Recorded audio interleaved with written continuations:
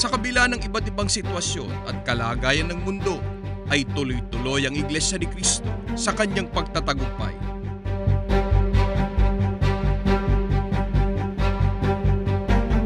Kaalinsabay ng patuloy na pagdaragdag ng mga distrito eklesyastiko ng Iglesia ay ang patuloy na pagtindig ng mga bagong gusaling sambahan. Ang pinakabagong distrito eklesyastiko sa National Capital Region ay ang distrito ng Rodriguez. Nagpapasalamat po kami sa ating Panginoong Diyos at sa ating tagapamahalang pangkalahatan, ang kapatid na Eduardo Manalo, sapagkat dito po sa bagong distrito ng Rodriguez ay nabiyayaan po kami ng isang malaki at modernong gusaling sambahan sa lokal po ng Metro Manila Hills. Noong December 19, 2025, sa pagsambang pinangunahan ng tagapamahalang pangkalahatan ng Iglesia ni Cristo, ang kapatid na Eduardo V. Manalo ay itinalaga sa Panginoong Diyos ang bagong edipisyong ito.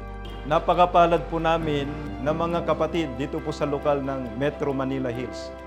Sapagkat bukod po sa pinagtibay na ito ay maging isang ganap na lokal na nanggaling po sa lokal ng Bagong Buhay, ay pinagkalooban pa po kami ng isang bago, malaki at magandang gusaling sambahan.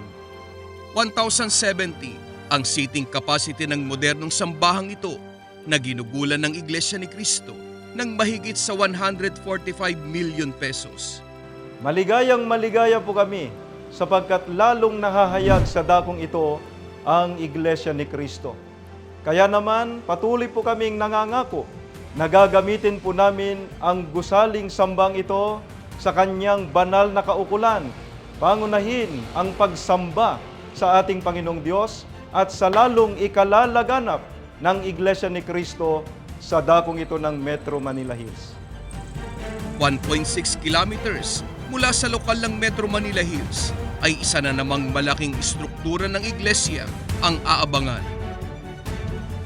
Ongoing po ang pagtatayo ng isang malaki at modernong gusaling sambahan sa Caballero Extension, na ito po ay nagmula rin sa lokal ng Bagong Buhay. Ang malaking proyektong ito ay matatagpuan sa Barangay San Isidro, Rodriguez, Rizal. Dito po magkakasama po yung pong iba't ibang mga na-relocate po sa iba't ibang lugar po dito po sa Luzon. Pansamantala po, ang pagsamba po namin ay sinasagawa sa isang extension po. Dito lang po malapit sa tinatayong gusaling sambahan. Nung kami po kasi ay nagsisimula sa Caballero Extension, may mga pagkakataon po talaga na kapag kami po ay sumasamba, marami pong dumadaan ng mga sasakyan. Naapektuhan po yung pagsamba namin kasi naapektuhan po ng ingay, ng mga tao. Kaya ngayon po na kami ay matatayuan ng mas malaking gusaling sambahan, mas magiging maayos po ang aming mga pagsamba at paglilingkod. Sabik ang mga taga-Caballero Extension nang malaman nila ang magandang balitang ito.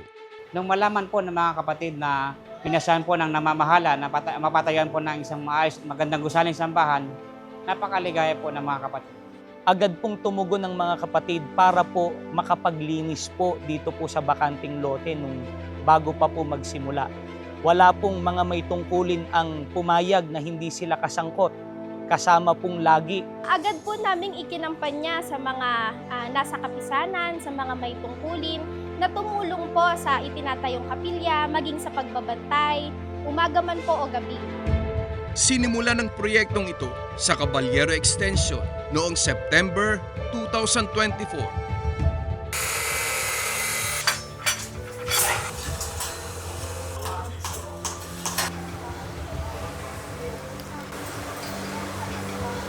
Ang sambahang itong ginagawa dito ay 741 seating capacity.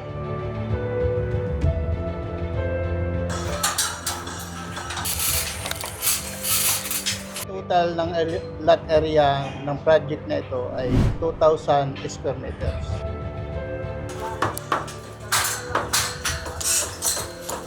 Haba ng loting ito ay 70 meters. Ang gano'n naman po ang lapad? Ang lapad po ng ating lote ay 28.5 meters.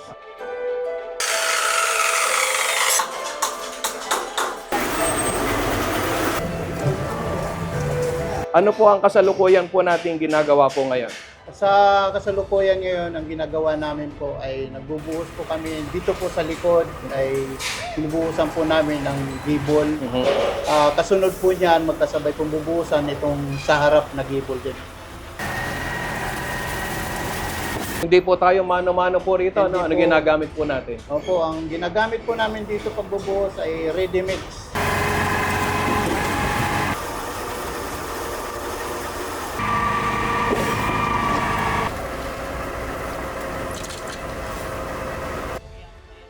Iba yung inspirasyon ang idinulot ng proyektong ito sa mga kaanib sa iglesia sa Caballero Extension. Lalo pa po silang naging eager para po makipagkaisa po sa lahat ng aktibidad ng pamamahala. Mas lalo pong nasabik yung mga kabataan, yung mga may tungkulin po na naririto. Yung iba po ay naengganyo na tumanggap na din ng tungkulin. Lalo pa po namin paigtingin ang gawain pagbubunga po dito sa lugar po namin. Sapagkat ang mga kapatid po dito, sanay po sa pakipagkaisa po sa panawagan po ng ating namamahalan. Ilang panahon na lamang ay matutupad na ang pinapangarap ng mga kaanib sa Caballero Extension na ganitong kayarian ng bago at malaking gusaling sambahan. Nung una po, hindi po namin inaasahan na ganito po kalaki ang gusaling sambahan na ipagkakaloob sa amin. Sa atin pong pinakamamahal na tagapamahalang pangkalahatan, kapatid na Eduardo V. Manalo, maraming salamat po dahil nagunita po ninyo kami rito sa amin pong lugar. Pinatatayuan po ninyo kami ngayon ng maganda at supisyente pong malaking gusaling sambahan para po sa mga kapatid na lalo pong sabik sa paglilingkod at sa pagsamba po sa ating Panginoong Diyos. Maraming salamat po. Mahal na mahal po namin kayo. Mula po rito sa Rodriguez Rizal, ako po si Richard Don Diego para sa Pundasyon Update.